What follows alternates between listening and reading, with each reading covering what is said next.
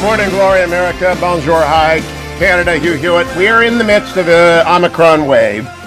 If you haven't figured that out yet, you will know it by the end of the day. Exponential growth is something you cannot ignore. And exponential growth is happening. This is not, as far as I can tell, of major concern to people who have been vaccinated to have a booster.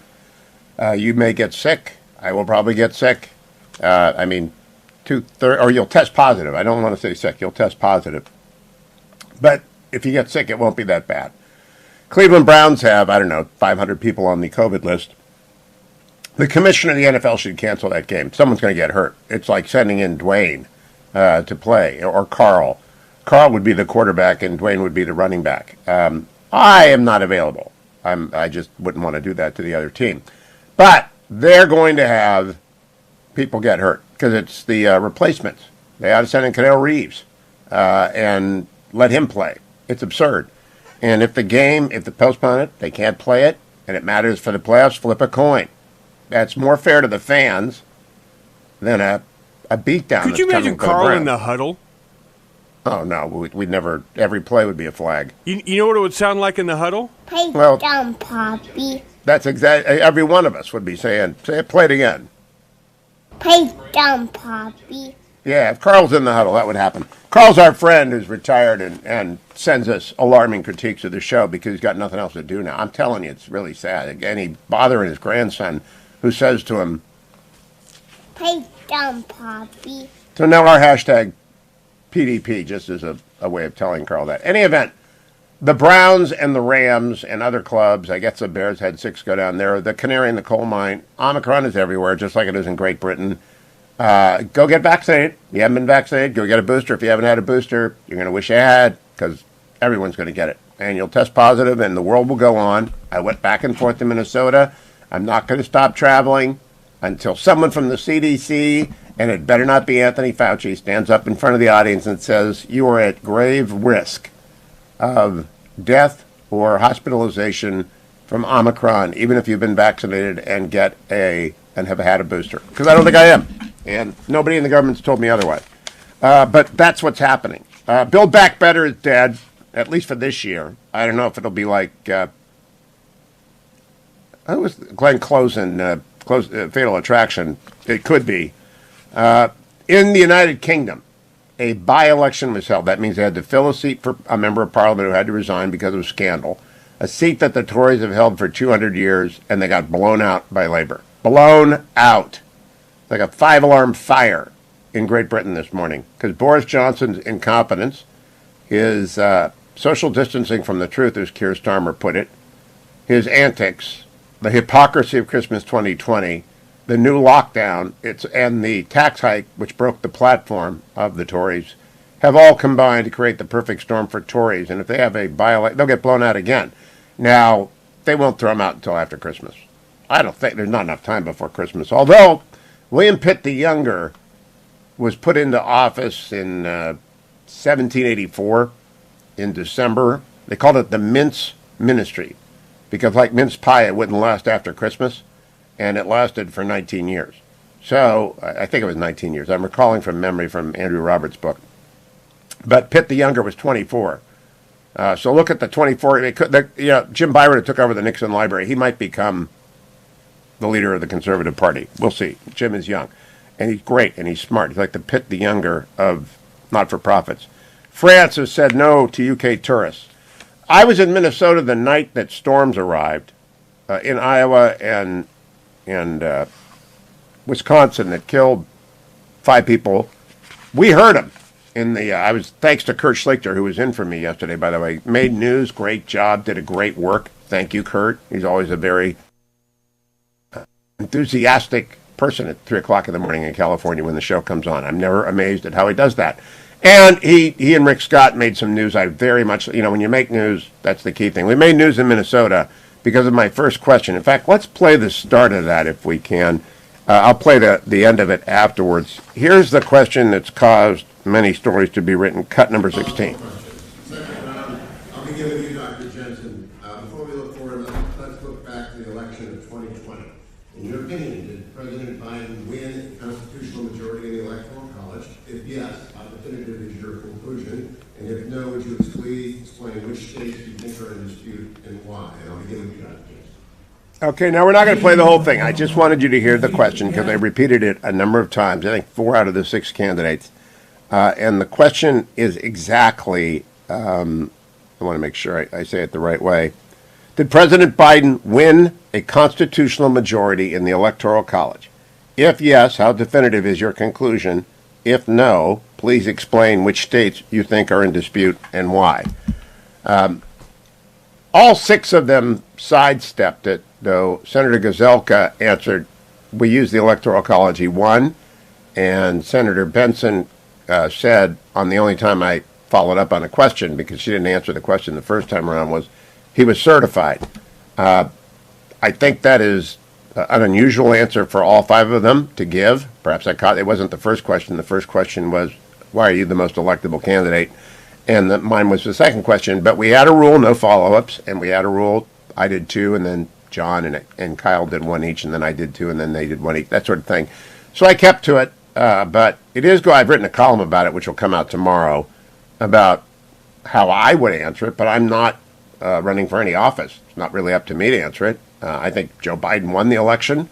I think rather clearly that there isn't one state, much less the 3 or 4, that must be in doubt anywhere. And there was never any state in doubt anywhere in a judicially cognizable way. So President Biden is President Biden. But I'm very alarmed by the improvisations that were made in voting rules, and I'm very supportive of making it easy to vote and hard to cheat in 2022. That's the answer. It takes less than 75 seconds. That's my answer. It's not the answer.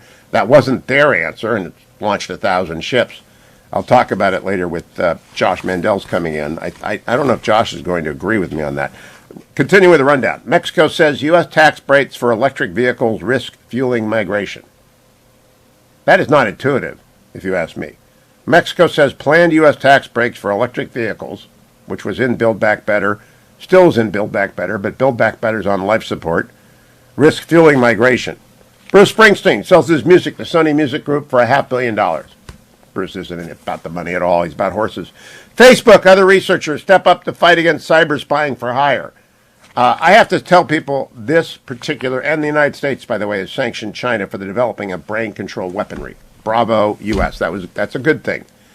I have to tell people about a story that fetching Mrs. Hewitt told me when I got back. A lady of our acquaintance who's sharp and smart and has 2 sharp, smart daughters got taken for thousands of dollars in a phone call scam by a caller purporting to be from Amazon, telling her account had been linked.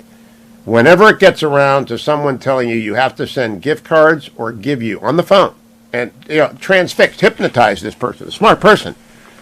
If anyone calls you up and says, you need to talk to me, your account's been hacked, hang up. That's not what people do. That's not how these organizations contact you if you've been hacked. That doesn't happen. Just hang up. You don't have to be rude. You don't have to answer the phone. If you don't know the person who's calling you, don't answer the phone. They're using spoofing technology as well. And the moment anyone ever mentions buy a gift card to you, you must understand it's a fraud. Okay, it's a fraud. I have a new piece over at the Washington Post. It's not on the front page yet. It's a piece about Wang Huning, who's one of the 7 most powerful people in China and is the brain of Xi Jinping. And it begins, pray for Wang Huning. He is the most dangerous person most folks have never heard of.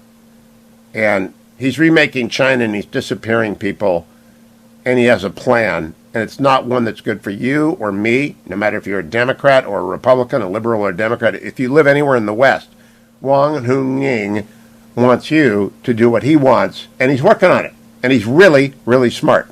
So head to Washington Post or Google Hugh Hewitt and Washington Post. It'll come up. We'll come back and check markets.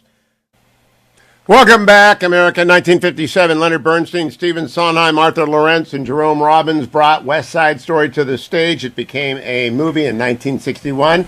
50 years later, 60 years later, Steven Spielberg brings it back to the big screen, and Sonny Bunch liked it, the official movie critic of the Hugh Hewitt Show, who was suspicious a week ago, thinking, I'm not really a musical guy. What'd you think, Sonny? Tell us all.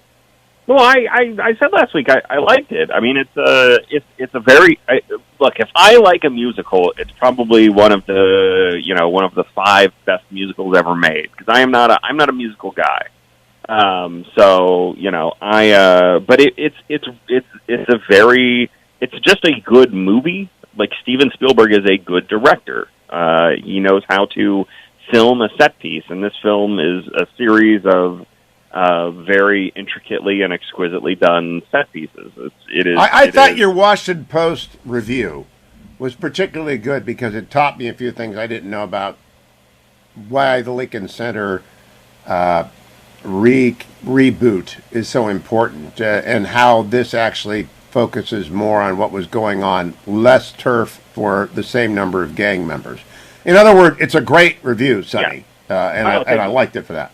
Yeah, well, I mean, it's an interesting movie. I mean, look, it's an interesting movie because it is. I don't want to compare it to the original or the original stage version, because I'm not super interested in those. But what this movie is doing is essentially, look, it's I don't want to put words in the mouths of Tony Kushner, who's the screenwriter, or Steven Spielberg, who's the director. But it's a movie that is essentially making an argument against assimilation and essentially the impossibility of assimilation. Now, I find this to be a very defeatist and regressive view of how America works. And this is it's a tragedy. It's based on Romeo and Juliet. But beyond that, it is tragic in the sense that it is a movie that very much kind of does not really believe in the idea of America. I mean, you played this song "America" leading me in here, which is one of the classic tunes from the show. And there's a character in this movie. The character in this movie who sings that song, who's the lead singer on that song, by film's end, is saying, she says, she has a line that's something like, I'm not American, I am Puerto Riqueño, and it is again, it's tragic. It's a look at, somebody who has kind of lost faith in the American ideal. And I described that as, in my Washington Post piece, I said it's a very regressive point of view. It's a very, and Sonny, what I appreciate about your Post piece, I am the average movie viewer. I can hum Tonight, and I kind of remember. I've seen the show twice, and I've seen the old movie, but I don't know anything about the movie. I forget stuff about movies. I remember stuff about politics.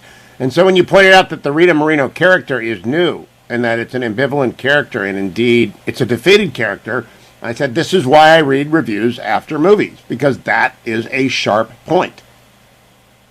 Yeah. I mean, it's a good movie. It's an interesting movie, but I do think I have trouble with not trouble with, but I am not fully supportive of the basic message of it, which is people should read the review, because actually assimilation works.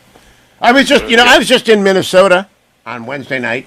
Minnesota is fully Swedish and Norwegian. Now, the only people who were crazy enough to go up there were the people from Norway and Sweden. But they assimilated. It's just, they're Vikings fans. So assimilation does work eventually. What else do we have to see, Sonny? Well, so the big movie out this weekend, and the big movie of the year, really, is Spider-Man No Way Home. I mean, this movie's going to be an enormous hit. I saw it yesterday with a packed house at the Alamo Drafthouse near me. Audience loved it. Spider-Man No Way Home, of course, stars Spider-Man. It's got Tom Holland as Spider-Man. And if folks remember the end of the last movie, his identity had been revealed to the world by J. Jonah Jameson, who was playing a kind of Alex Jones-like figure, kind of a conspiracy theorist, doing a very funny turn by J.K. Simmons. But this movie picks up right where that one left off. So everybody knows that Peter Parker is Spider-Man. Spider-Man is Peter Parker. He's got to try and figure out a way to get the world to forget about him. And he turns to Doctor Strange, who is played by Benedict Cumberbatch. Benedict Cumberbatch casts a spell that tries to reverse, erase the knowledge that Peter Parker is Spider-Man from. Doctor Strange should be smarter than this. You would think he's warned not to cast the spell by his assistant / sorcerer, the new sorcerer supreme, Benedict Wong, and he does it anyway. He casts the spell, and it messes up the very fabric of reality. Villains from previous iterations of Spider-Man movies start pouring into Tom Holland Spider-Man's universe. The Green Goblin, Dr. Octopus, the Lizard, Electro. These are hello, Peter. That's a great trailer, by the way. Hello, Peter. It's a really good trailer. I'm not giving away anything that's not in the trailer. Yep, so I'm careful not to either. Right. These are no spoilers here, really. And Peter's got to get them back to their universe. That's all I'll say about that, about the plot. This movie is a little bit overstuffed, and it's a little bit overlong at, in 2 hours and 35, 40 minutes, something like that. And it's got, a mid-credit scene and a spoiler, so you got to sit through the whole thing, or a mid-credit scene and a post-credit scene. You got to sit through the whole thing. Don't leave the theater right away. But I really, really liked it. I really enjoyed it. It is it's very funny. It's surprisingly poignant at moments. And it has just enough fan service to be entertaining without being cloying. I really enjoyed this film, and if judging by the people in my audience, everybody else seemed to love it too. I mean, this is Sonny. I'm afraid it's going to get crushed by Omicron. No, I don't think it will. I really don't think it will. I don't. Judging by the theatrical, I'll put it this way: I haven't seen movie theaters add showings for a movie like I've seen them add showings for Spider-Man since last week's Avengers news. Endgame. I mean, last week's name. Yeah, I agree. I want to go see it, and I'm not changing my life because I've got 2 vaccines and a booster. But the exponential growth in Great Britain, the 80,000 cases a day in London, France cutting off the Brits, and the NFL staggering around with 30 players on COVID lists. It's here, and it grows exponentially. And you know what exponential growth? You're one of the people that understand it. I just don't think it's going to make it to the weekend. I don't know. I get the sense that people are kind of over it. I get the sense that people don't care about cases so much as they do hospitalizations and deaths at this point. Agree. And maybe there are enough people vaccinated. But the kids who drive this are not vaccinated by and large because moms are a little bit more suspicious about this whole thing because Fauci and gang have screwed up the messaging so completely that nobody trusts anybody on anything. Yeah, but kids have not had anything to worry about from this disease in any of its variants. So maybe Omicron hurts it in theaters. I don't know. I don't think it's going to be that big a deal, honestly. Just looking. I hope you're right. Not going to stop me. The ticket sales. But again, I think that's last week's health news and this week's movie news turn into next week's disappointment, and they shouldn't pull it from theaters. That's my point. No one should pull anything from theaters as on the basis of this week's box office and next week's box office. And then if South Africa is any guide, we'll be through it in 3 weeks. It'll be gone. Yeah. I really I don't think it's going to be.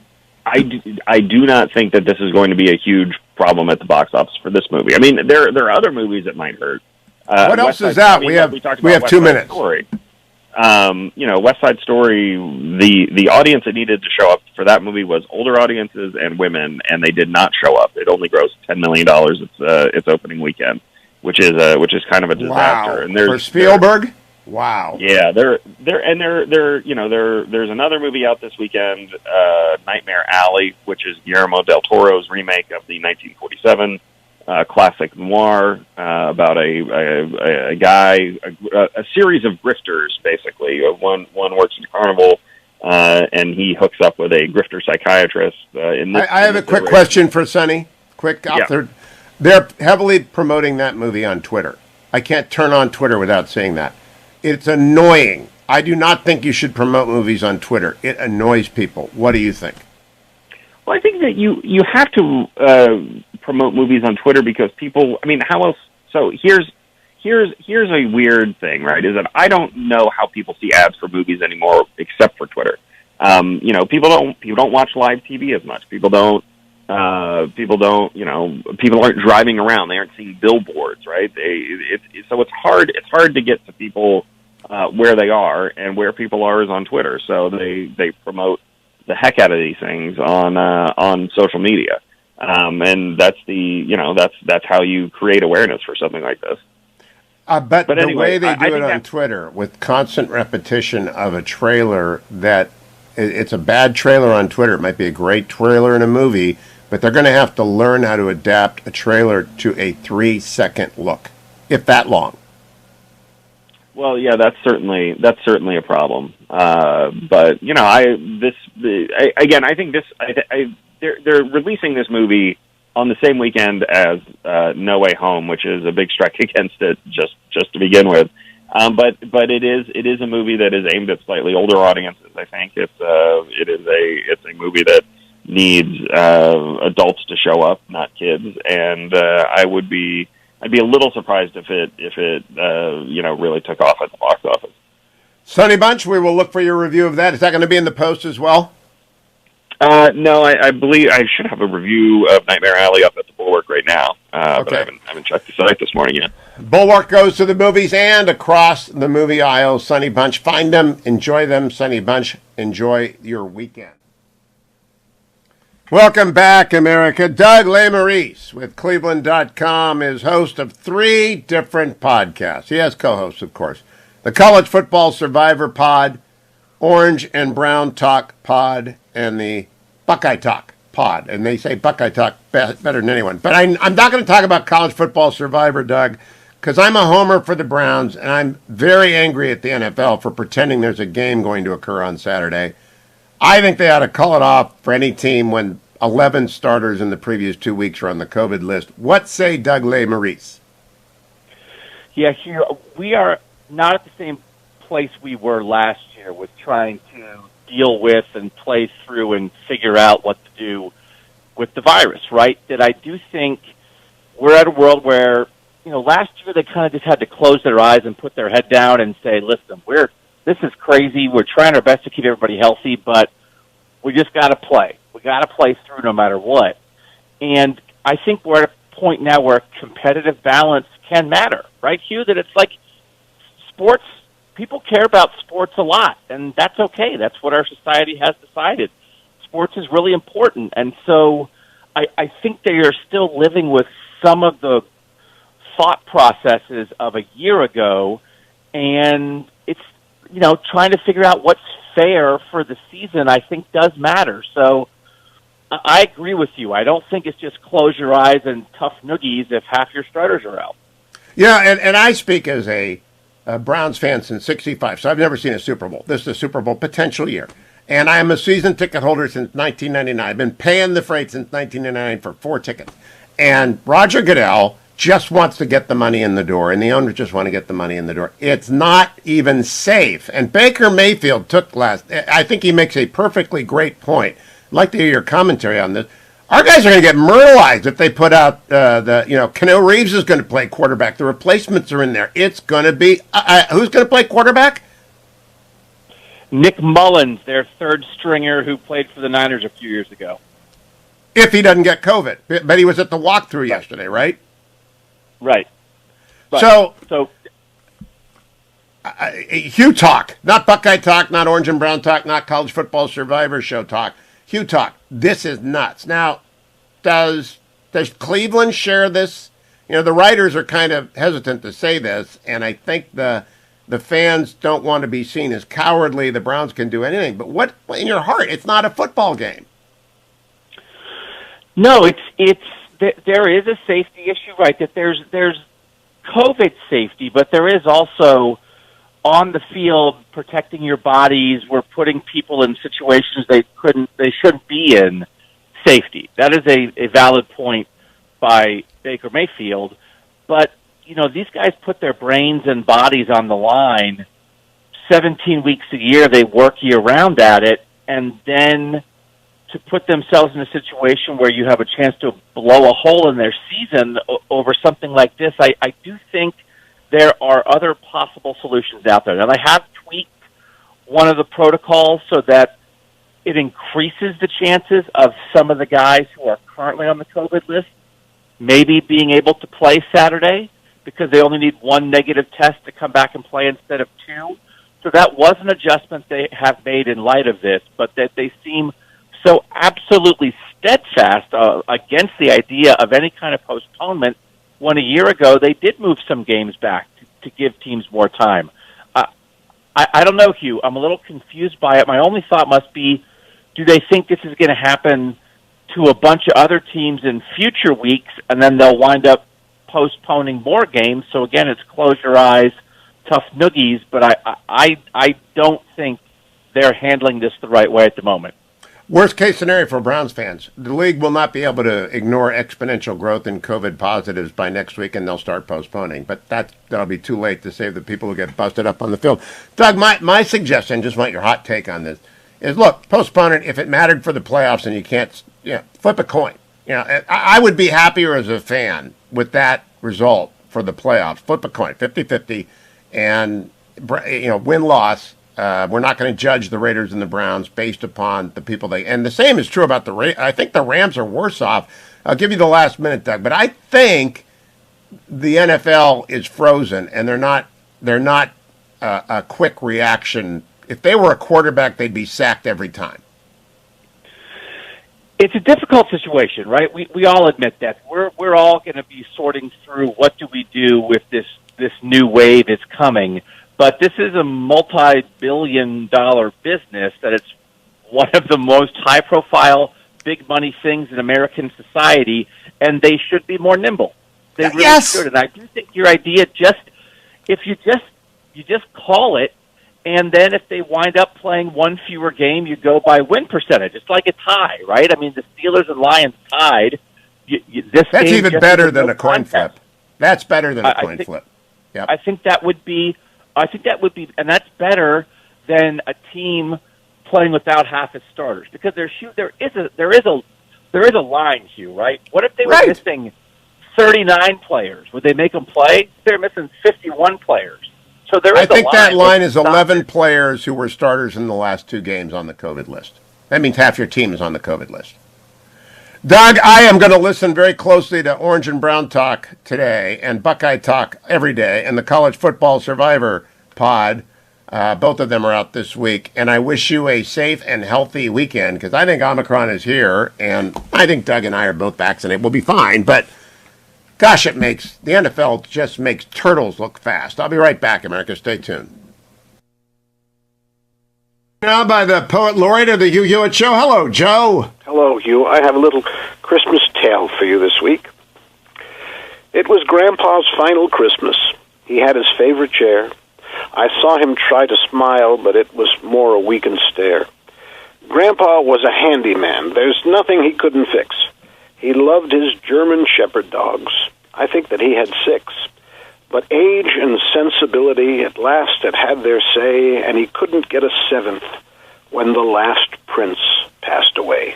The first one was as white as snow. His nose was long and pink. His scowl had the power to have made Jack London blink. What kind of present can you give, this question bears repeating, to a life that's at its limit in a chest that's barely beating? And what are presents anyway? Of what are they a part? Are they something for your closet or something for your heart? Well, my sister had the answer. There, I finally said it. She's such a lovely person, but I rarely give her credit. The look upon his face I haven't seen before or since when he opened up that figurine which looked so much like Prince. A picture in my memory I will forever see. His best friend was alive again, and oh yes, so was he. It was such a magic moment. I hope that you all live one. I hope you get a gift like that. I hope you get to give one. That's Grandpa's Present by Tarzana Joe. That's grand, Joe. I only heard half of it because after you mentioned Prince, I thought of my grandfather's dog, Bruno. He had like 7 dogs. They were all Bruno. He just kept naming them Bruno.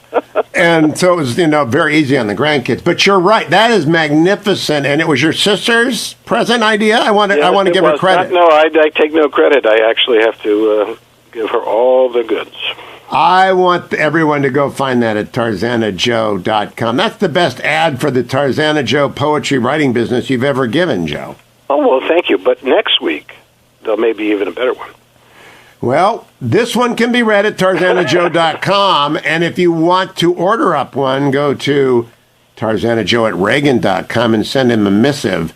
Grandpa's present will be hard to duplicate, though. Joe, well done, and thank you. Welcome back, America. I'm Hugh Hewitt. Josh Mandel, former state treasurer in Ohio, is running for Senate in Ohio. His Twitter account is Josh Mandel, Ohio. Good morning, Josh. How are you? Good morning, Hugh. Doing well. Do I recall correctly you were a Marine in Afghanistan? I did 2 tours in Iraq. Oh, okay. So this is still an irrelevant question, but I knew you did 2 tours. I thought one was in Afghanistan.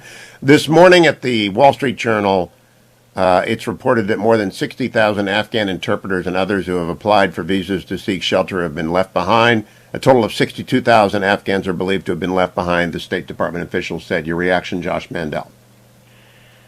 Well, the Biden administration has sent a message to every country on this planet and every person in that country that America, unfortunately, at least under a Biden-type administration, is not one that can be trusted as a partner. And it's sad that we left all these interpreters who went out there and risked their lives with Marines and soldiers doing patrols, left them behind. And, Hugh, when I was in the Marine Corps, we used this system called the BAT system, biometric system, where we would scan the iris, the eyeballs, and the faces, facial recognition of we called MAMs, military-age males. So whether they were friends or foes, we'd scan them, and we'd be out on patrols or do checkpoints, and then it'd go into a big database.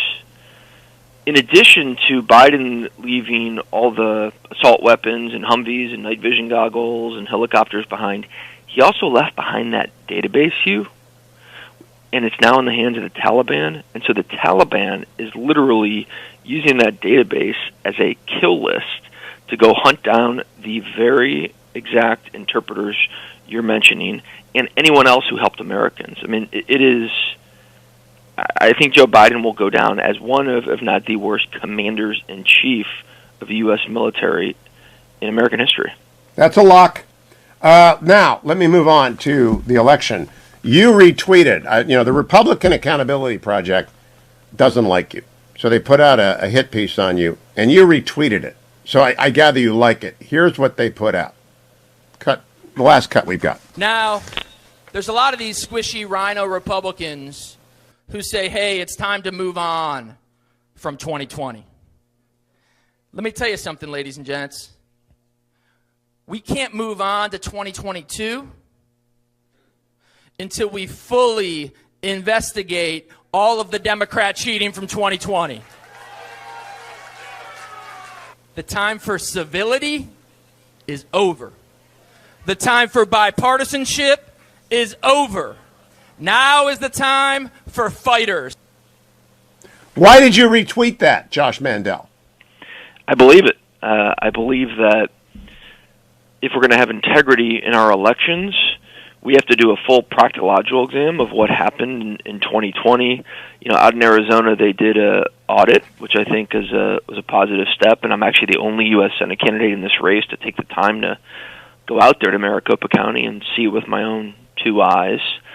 And I've called for audits in other states as well. And the left, they say, well, this has all been investigated because of the court cases. The reality is 60 of the 63 court cases were dismissed on procedural grounds. They weren't argued on the merits.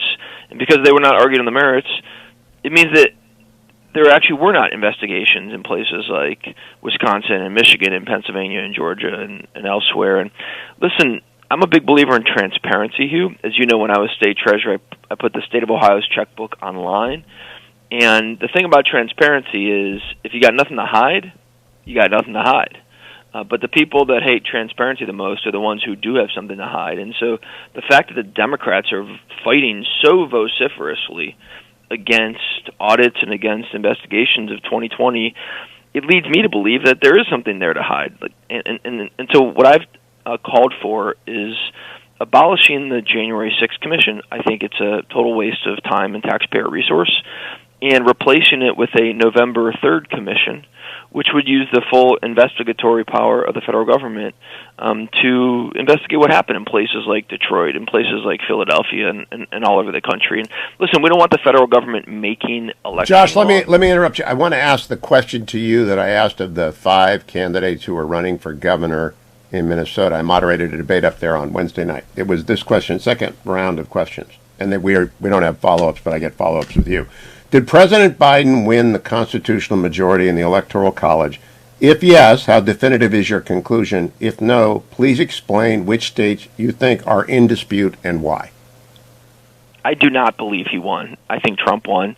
I think Michigan, Wisconsin, Pennsylvania, Georgia, all of those states need to be fully investigated, and none of them have. It's the Democrats are fighting it tooth and nail, and my question is, if you're afraid of investigation, if you're afraid of transparency, what do you have to hide? Like, what is it that you have to hide? Josh, so there is no evidence for that has been adduced in a court of law. Am I not correct?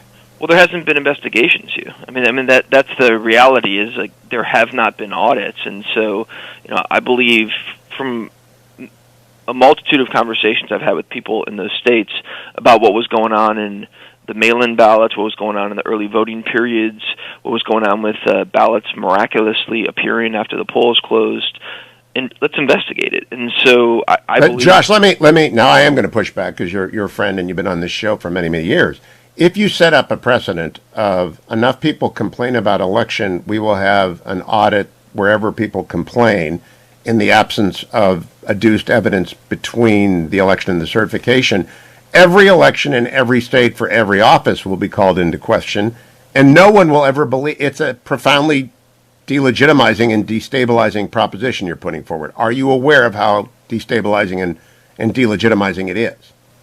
Well, I'm not calling for doing it in every precinct in every state in the union, but in many, many of these states where Biden, where the media reported that Biden won, there has been so many reports of nefarious activity, and I think it's worth investigating. And did you think when Democrats said Bush was selected, not elected, that it was legit? I didn't. I thought it was profoundly disruptive of American democracy. I thought Al Gore set a terrible precedent for America when he did that. Remember, there was an investigation. They investigated every one of those ballots down there in Broward County and the counties around it. I mean, they literally did an audit. They investigated it. And but I literally wrote the book, If It's Not Close, They Can't Cheat, and did the history of election fraud. If you're not within 1,000 disputed ballots, and you cannot bring those 1,000 disputed ballots within a timely period in front of an election judge, or in the case of Al Franken and Norm Coleman, before a 3-judge panel, you can't ever prove it. What you're suggesting would be, I think, tell me if you think I'm just nuts, and I'm a friend, it would be destructive of democracy. I do not think you're nuts, but I also do not think that it would be destructive of democracy. So, listen, public funds are audited.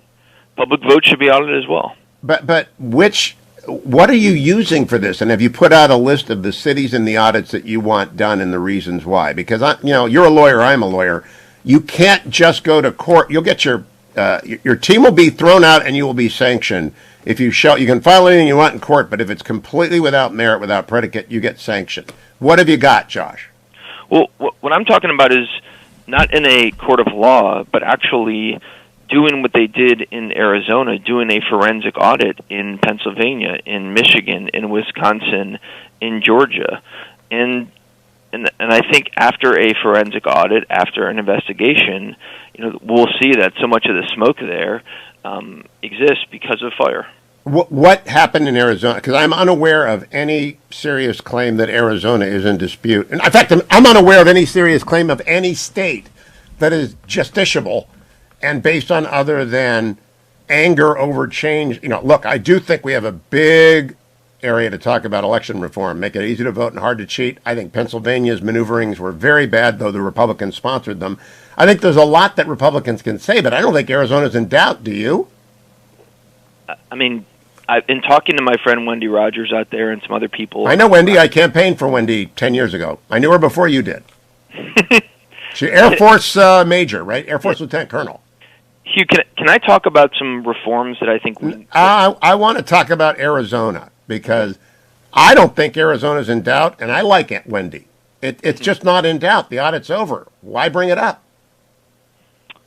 Well, I've been campaigning on election integrity all over the state of Ohio, and so I think it's a relevant issue to bring up, and that's why I talk about it all over Ohio. That's why I'm talking about it on your show right now. Well, I think it is. I think election integrity matters a lot, but Arizona isn't that. Arizona was audited. They found nothing, and to bring it up is to wave a false flag, isn't it? No, I don't think by virtue of bringing it up, I'm waving a false flag. I mean, I think the Democrats are afraid of transparency.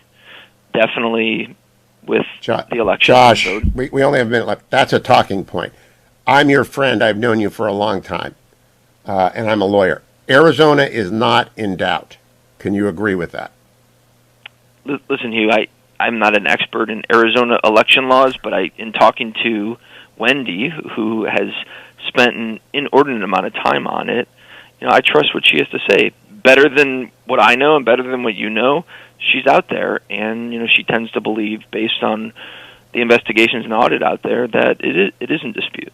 I don't know what she believes because I haven't talked to her about it, but if there's evidence, they should have brought it to a court, and it should have been adjudicated, and to raise it, I just think the answer is a lot of sloppy stuff happened in 2020, and we're going to fix everything, but we're not questioning the legitimacy of President Biden, as you began the interview doing. So I'm going to give you one last crack at the bat. You really don't think Joe Biden is legitimately elected? Because I think he is, and I think Republicans must say so, and then campaign for election transparency and reform.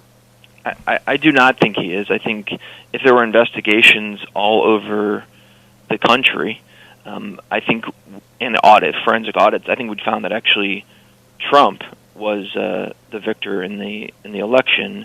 And something we haven't talked about here at all is Mark Zuckerberg putting in $400 million of big tech money to sway these elections all over the country. And I know we only have a minute left, but I think there's a lot of relevant issues to be investigated here. It's why I've called, as I mentioned, to abolish this stupid January 6th commission, replace it with November 3rd commission, use the full investigatory power of the federal government to investigate, and then make recommendations to the states. And if I could wave a wand, some changes I would make are, first and foremost, institute photo ID, not just voter ID.